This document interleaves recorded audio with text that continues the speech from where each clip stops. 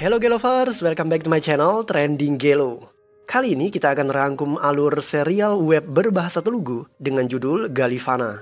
Serial yang dirilis tahun 2022 ini dibintangi oleh Radhika, Chandini, Sai Kumar, dan Nandini. Galivana berkisah tentang misteri pembunuhan terhadap seorang pelaku pembunuhan. Siapakah pembunuh dari pembunuh yang sesungguhnya? Dan apa motif dibalik pembunuhan tersebut? Penasaran? Nah Gelovers, makanya simak rangkuman alur film ini tanpa skip biar ketemu magisnya serial ini. Oke, tanpa banyak basa-basi, kita langsung ke TKP.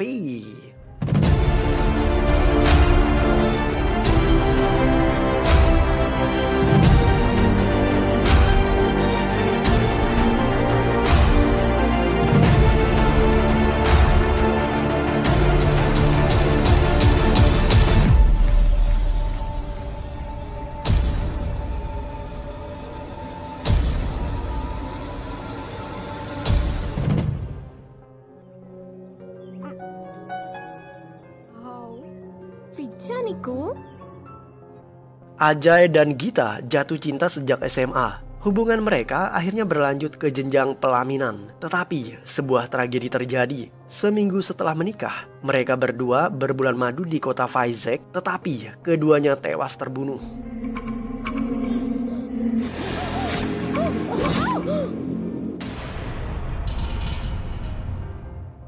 Berita kematian Ajay dan Gita sontak mengejutkan keluarga besar mereka. Dari pihak keluarga Gita, Tuan Komaraju dan istrinya Tulasi tampak sangat terpukul. Begitu juga dengan adik Gita yang bernama Srikan.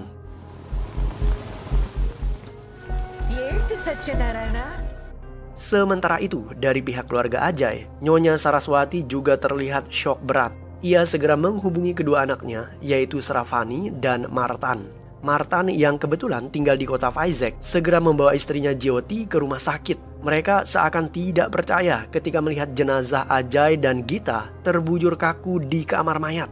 Setelah memastikan jika yang tewas adalah adiknya Ajay, Martan dan istrinya segera pulang kampung untuk menemui ibu mereka Saraswati. Pembunuh Ajay dan Gita adalah pria bernama Srinu. Srinu merampas semua perhiasan korban dan menjualnya. Ia juga mencuri mobil dan melarikan diri menuju desa Lanka. Tetapi naas, Srinu justru mengalami kecelakaan tepat di depan rumah Nyonya Saraswati.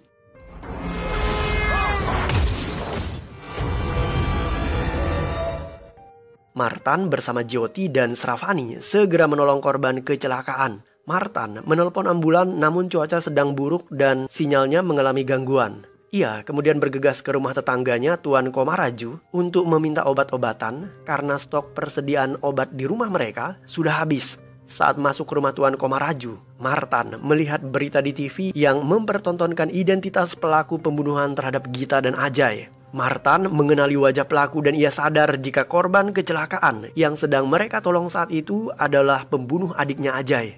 Sementara itu, Sravani yang sibuk menolong Srinu justru menemukan foto Ajay dan Gita pada saku pakaian Srinu. Di belakang foto itu terdapat tulisan tangan yang menunjukkan sebuah alamat. Sravani mulai curiga dan penasaran. Ia memperlihatkan foto itu kepada ibunya dan meninggalkan Srinu yang terbaring di atas lantai. Belum sempat Sravani dan ibunya menemukan jawaban kenapa foto itu ada di tangan Srinu, mendadak mati lampu. Mereka mencari Srinu namun ia sudah menghilang. Martan bergegas pulang dan ia memberitahu Sravani jika Srinu adalah pembunuh Ajay. Mereka segera mencarinya di bawah guyuran hujan badai. Beruntung, Martan berhasil menemukan Srinu dan menghajarnya.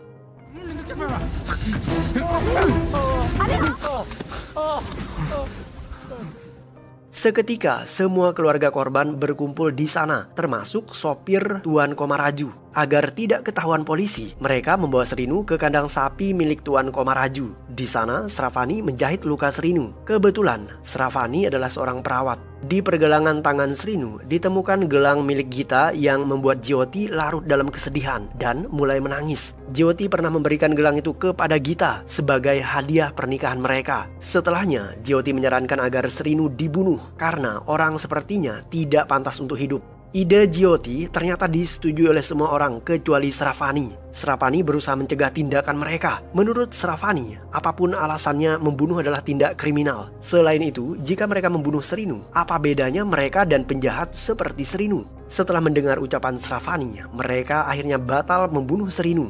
Srinu kemudian disekap di kandang bersama dengan kawanan sapi. Ketika malam sudah larut, Srikan secara diam-diam menyelinap masuk ke kandang sapi itu dan tindakannya tersebut diketahui oleh Suribabu yang masih terjaga.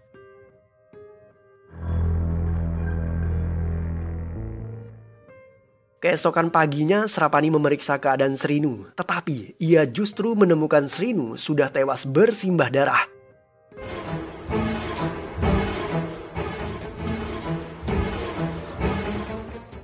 Seketika semua orang berdatangan di kandang sapi.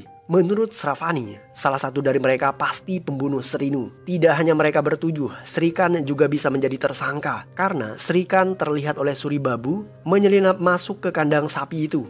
Setelah mengetahui keterlibatan Srikan, orang tua Srikan marah-marah. "Kenapa kau masuk ke kandang sapi itu? Apakah kau membunuh Srinu?" Srikan kemudian membantah. "Tidak, aku tidak membunuhnya. Aku kesana hanya untuk melihat seperti apa wajah pembunuh kakakku Gita." Tuan Komaraju tidak ingin Srikan ikut campur urusan orang tua karena di matanya Srikan hanyalah anak SMA yang masih mentah. Ia takut jika Srikan menjadi tersangka kemudian masuk penjara. Untuk menangani kasus pembunuhan Gita dan Ajay, inspektur polisi menugaskan polisi wanita yang bernama Nandini. Nandini dibantu oleh asistennya yang bernama Anji. Mereka berdua bergegas ke TKP. Dari hasil penyelidikan, Nandini sampai pada kesimpulan jika kasus itu adalah kasus pembunuhan dengan modus perampokan. Pelaku yang bernama Srinu tertangkap kamera CCTV dan ia dulunya pernah dirawat di rumah sakit jiwa karena menderita skizofrenia. Ketika memeriksa rekaman kamera CCTV di area jalanan, Nandini menemukan jika pelaku mencuri mobil kemudian melarikan diri ke arah desa Lanka. Ia dan Anji bergegas ke desa itu untuk memperingatkan pihak keluarga korban agar berhati-hati terhadap Srinu. Tuan Komaraju dan Sravani sibuk berdebat tentang mayat Srinu. Sravani maunya mereka lapor polisi, namun Tuan Komaraju menolak. Menurutnya, polisi hanya akan menambah masalah. Mereka akan membebani orang-orang dengan interogasi dan lain sebagainya. Saat debat masih berlangsung, Srikan justru datang ke kandang sapi dan membawa ponsel ayahnya. Karena Tuan Komaraju memang jarang membawa ponsel.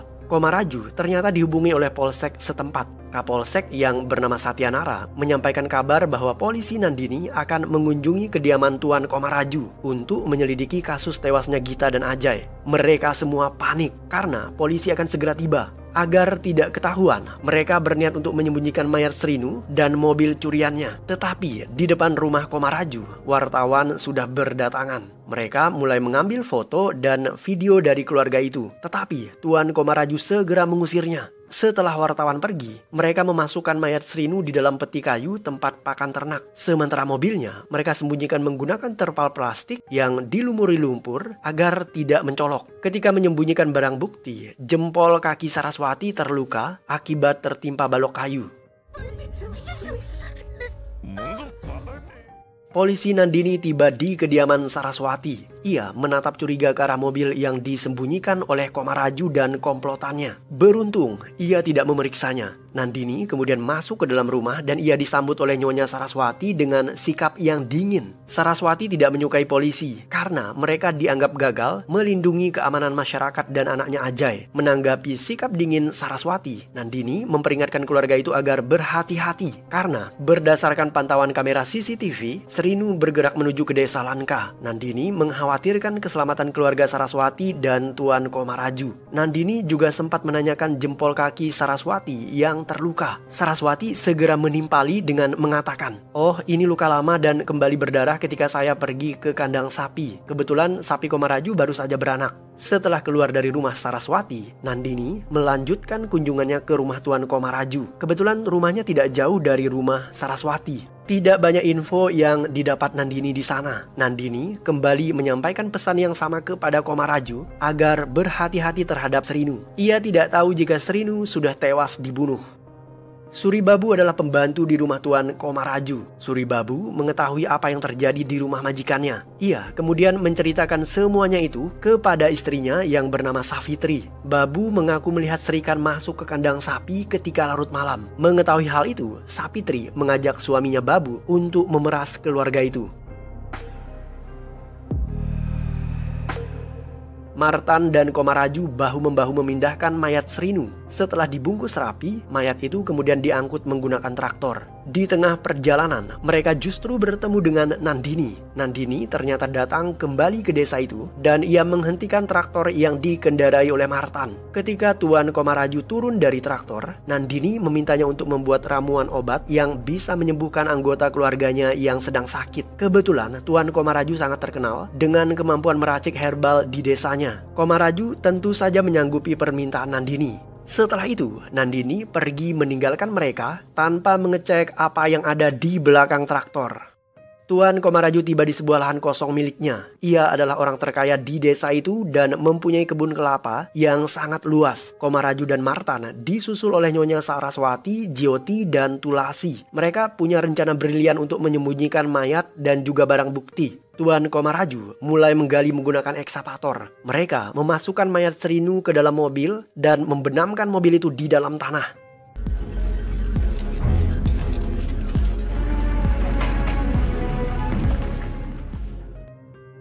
Raffi adalah mantan suami Saraswati. Mereka menikah karena paksaan orang tua. Pernikahan itu tidak bertahan lama. Raffi kemudian menikah lagi dengan wanita bernama Lata dan meninggalkan Saraswati bersama ketiga anaknya, yaitu Martan, Sravani, dan Ajay. Setelah mengetahui berita tewasnya Ajay, Raffi kemudian berniat mengunjungi desa Lanka. Sebelum berangkat, ia menelpon anaknya Sravani. Tetapi Sravani menolak kehadiran Raffi. Sravani kecewa dengan ayahnya karena sejak kecil ayahnya meninggalkan mereka. Setelah ditolak kehadirannya, Raffi berdoa di tepi sungai dan memilih bunuh diri.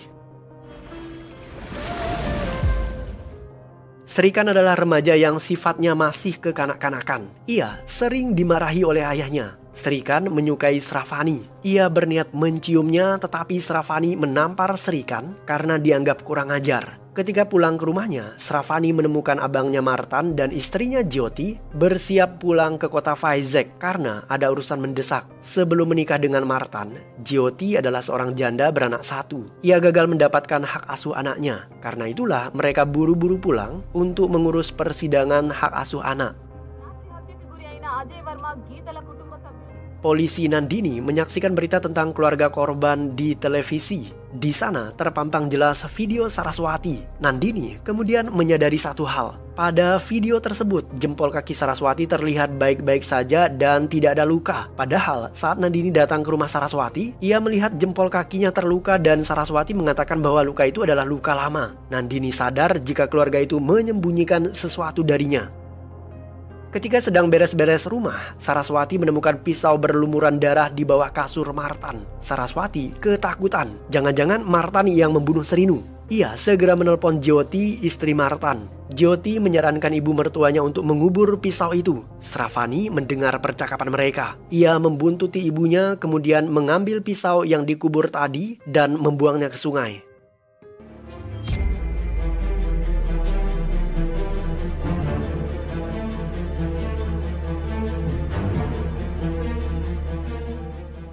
Suribabu dan istrinya Safitri mendatangi Tuan Komaraju. Mereka mengancam akan lapor polisi jika tidak diberikan uang tutup mulut. Komaraju justru menggertak balik keduanya. Jika mereka berani macam-macam, maka Komaraju akan membunuh mereka berdua. Babu dan istrinya ketakutan. Mereka segera pergi meninggalkan Tuan Komaraju. Martan ternyata satu kantor dengan mantan suami Jyoti yang bernama Arun. Martan kesal dengan sikap pria itu karena tidak mau menyerahkan hak asuhnya kepada Jyoti. Ia memukuli Arun. Tindakan itu membuat Martan ditahan polisi. Beruntung Martan dibebaskan berkat jaminan yang diberikan oleh Sravani adiknya. Ketika keluar dari tahanan, Sravani menanyakan Martan tentang pisau yang ibunya temukan di bawah kasurnya. Martan membantah kecurigaan Sravani. Ia bersikeras mengatakan bahwa dirinya tidak membunuh Srinu. Polisi mendatangi kediaman Nyonya Saraswati. Ia menanyakan perihal kaki Saras yang terluka. Nandini menyodorkan video yang diambil wartawan. Di dalam video itu, terlihat kaki Nyonya Saraswati baik-baik saja, tidak ada luka. Saraswati terus berkelit. Ia mengatakan jika lukanya memang ada di sana, hanya saja kamera wartawan resolusinya rendah, sehingga luka itu tidak terlihat. Nandini juga menanyakan tentang tumpukan terpal plastik yang dipenuhi lumpur di samping rumah Saraswati. Tumpukan itu ia temukan saat pertama kali datang ke rumah itu, tetapi sekarang terpal plastik tersebut sudah menghilang. Saraswati mengatakan bahwa tumpukan tersebut hanyalah tumpukan rongsokan besi, dan sekarang besi tua itu sudah dijual. Nandini tidak kehabisan akal. Ia menanyakan alasan kenapa Saraswati ada di rumah Komaraju saat wartawan merekam mereka, padahal kakinya terluka. Harusnya ia istirahat di rumah ketimbang jalan-jalan. Saraswati kemudian menjawab, "Aku ke sana untuk melihat sapi Tuan Komaraju yang baru saja melahirkan." Untuk memastikan kebenaran itu, Nandini mendatangi kediaman Tuan Komaraju. Komaraju menyebutkan jika sapinya melahirkan 2 minggu yang lalu. Keterangan Komaraju jelas-jelas kontras dengan pernyataan Saraswati, terutama terkait dengan tenggat waktu. Nandini merasa jika ada sesuatu yang dirahasiakan oleh keluarga itu, tetapi ia tidak punya cukup bukti untuk menangkap mereka sebagai tersangka.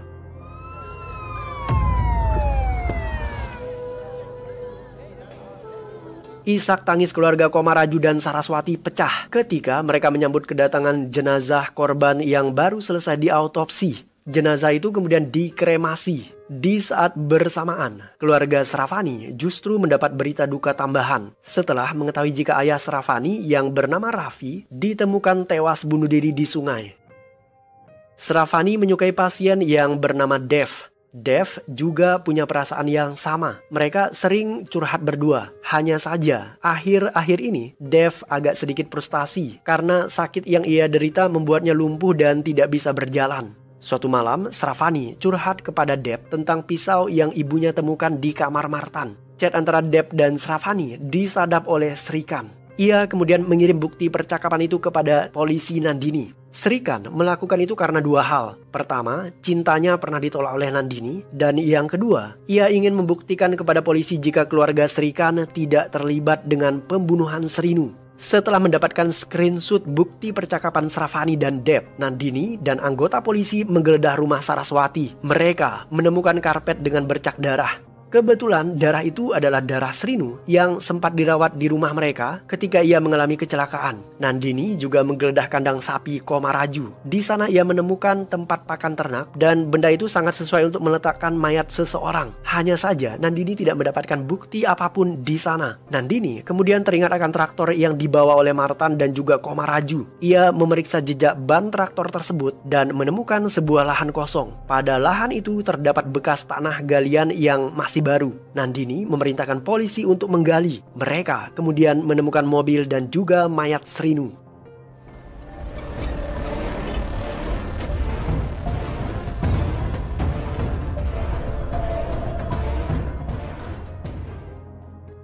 Polisi datang untuk menangkap keluarga Saraswati dan Tuan Komaraju sebagai tersangka. Tuan Komaraju tahu jika polisi bisa menemukan semua itu akibat ulah anaknya Srikan. Ia geram dengan tindakan Srikan yang selalu tidak sesuai ekspektasi dirinya. Satu persatu dari mereka mulai diinterogasi oleh Nandini. Orang pertama adalah Martan, dilanjutkan dengan Sravani, Tuan Komaraju, Jyoti, Tulasi, Saraswati, Suribabu, dan yang terakhir adalah Srikan. Ketika diinterogasi, polisi mengetahui jika di bawah kasur Martan ditemukan senjata pembunuhan berupa sebilah pisau untuk menyayat leher korban. Namun, senjata pembunuhan itu tidak bisa ditemukan. Nandini menginterogasi Nyonya Saraswati. Wanita itu akhirnya mengaku jika pisaunya sudah ia kubur sesuai instruksi dari Jyoti. Polisi Nandini kemudian mencurigai Jyoti. Hal itu membuat Martan terpaksa mengaku bahwa dirinya adalah pembunuh Srinu. Martan melakukan itu untuk melindungi istrinya Jyoti. Alhasil, Martan ditahan di kantor polisi dan dijadikan sebagai tersangka utama. Saat Martan ditangkap, Tuan Komaraju memarahi anaknya Srikan. Akibat ulah Srikan, semuanya jadi berantakan. Pertengkaran mereka didengar oleh Sravani yang membuat Sravani akhirnya sadar jika Srikan adalah orang yang telah menyadap isi chat WA-nya. Sravani begitu kesal dengan sikap dan perilaku Srikan. Oke guys, ceritanya makin complicated aja nih. Siapakah pembunuh Srinu? Dan apa motif dibalik pembunuhan tersebut? Well, let's find out.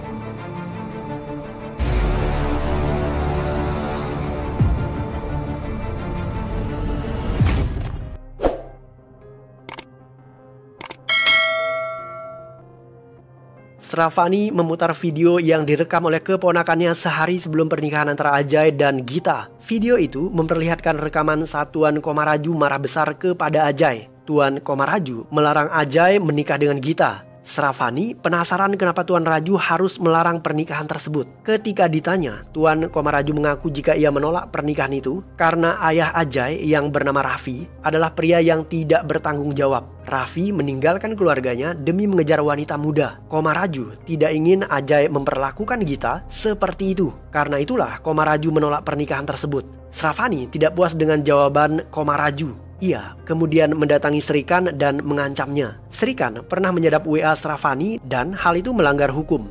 Jika dibawa ke pengadilan, maka Srikan bisa dipenjarakan. Karena takut akan ancaman itu, Srikan siap memenuhi permintaan Sravani. Sravani kemudian meminta ponsel Tuan Komaraju. Kebetulan ponselnya sering dipegang oleh Srikan. Sravani kemudian mentransfer isi pesan yang dikirim Komaraju kepada Ajay. Ketika dicek satu persatu, salah satu isi pesan suara yang dikirim Ajay adalah, "Aku tidak peduli apa yang kau dan Syakuntala katakan. Aku hanya mencintai Gita." Sravani memberitahu Nandini isi pesan suara itu. Mereka berdua penasaran dan segera menemui Syakuntala. Syakuntala adalah ibu Tulasi. Ketika Tulasi muda, ia jatuh cinta dengan Raffi. Sekalipun Tulasi tahu jika Raffi sudah menikah, ia tetap mencintainya. Mereka berdua bahkan pernah berhubungan badan. Ketika diminta untuk menikahi dirinya, Raffi tetap tidak mau meninggalkan keluarganya. Hal itu membuat Tulasi merasa dipermainkan. Tulasi kemudian dijodohkan ibunya Syakuntala dengan Komaraju. Dan setelah menikah, ia tinggal tidak jauh dari kediaman Raffi. Raffi merasa terbebani akan masa lalunya yang membuat ia pergi dari desa Lanka dan meninggalkan keluarganya. Komaraju tahu jika Gita bukan anak kandungnya ketika Gita sudah dewasa. Ia mengetahui hal tersebut setelah memeriksa jika golongan darah ia dan istrinya Tulasi tidak cocok dengan golongan darah Gita. Komaraju kemudian memberitahu Syakuntala dan Syakuntala menceritakan semua masa lalu Tulasi. Meskipun demikian, mereka berdua merahasiakan semua itu dari Tulasi. Dengan kata lain, Tulasi bahkan tidak tahu jika dirinya hamil sebelum menikahi Komaraju. Karena Komaraju begitu menyayangi anaknya Gita, ia tidak mau Gita menikah dengan saudara tirinya Ajay. Komaraju berusaha memberitahu Ajay siapa Gita yang sebenarnya, tetapi Ajay tidak percaya akan ucapan Komaraju dan Syakuntala. Karena Ajay mengira jika Tuan Komaraju tidak mau menikahkan anaknya Gita dengan dirinya. Kemudian ia mencari-cari alasan untuk menghentikan pernikahan itu. Ketika pertengkaran itu terjadi, keponakan Sravani merekam adegan tersebut menggunakan ponsel Sravani. Komaraju tidak ingin Gita hidup berlumuran dosa ketika disetubuhi oleh Ajay seumur hidupnya. Karena itulah Komaraju berniat membunuh Ajay. Kebetulan malam itu Komaraju sedang berada di kota Vizag dan ia diserang oleh Srinu. Komaraju dengan mudah melumpuhkan Srinu dan setelahnya ia meminta Srinu untuk membunuh Ajay. Komaraju bahkan memberikan Srinu uang DP dan sisanya akan dibayar menyusul. Karena itulah ia menulis alamat rumahnya di belakang foto target korban. Sayangnya, Srinu adalah begal yang bebal. Diminta membunuh Ajay, ia justru membunuh keduanya dengan harapan mendapatkan uang berlipat ganda. Setelah melakukan tugasnya, Srinu pergi ke desa Lanka untuk meminta uang dari Komaraju. Tetapi ia justru mengalami kecelakaan tepat di depan rumah Saraswati. Karena takut jika Srinu akan membongkar identitas bahwa dirinya adalah otak pembunuhan, Komaraju kemudian membunuhnya. Setelah membunuh Srinu, ia sengaja mengkambing hitamkan Martan dengan meletakkan pisau pembunuh di kamarnya. Tulasi terkejut mendengar pengakuan suaminya. Ia baru sadar jika Gita ternyata anak hasil hubungan gelapnya dengan Raffi. Ia menyesali sikap Komaraju yang telah merahasiakan semua itu darinya. Setelah menjelaskan duduk perkaranya, Komaraju berniat bunuh diri namun niatnya terhenti setelah Nyonya Saraswati memaki-maki dirinya. Saraswati mengatakan jika Komaraju tidak pantas untuk hidup, ia lebih keji dari binatang. Setelah itu, polisi segera meringkus Komaraju. Film ditutup dengan adegan di mana Martan akhirnya dibebaskan dari penjara. Ia dijemput oleh istrinya Jyoti. Jyoti kemudian mendapatkan panggilan telepon yang mengatakan jika mantan suaminya mendadak hilang entah kemana. Sehingga hak asuh anaknya mutlak menjadi milik Jyoti. Hal itu membuat keduanya terlihat bahagia. Sementara itu, di rumah sakit, Deb pada akhirnya bisa pulih kembali dan mampu berjalan. Srivani tersenyum bahagia melihat perkembangan Deb karena ia mencintainya. Dan film pun berakhir.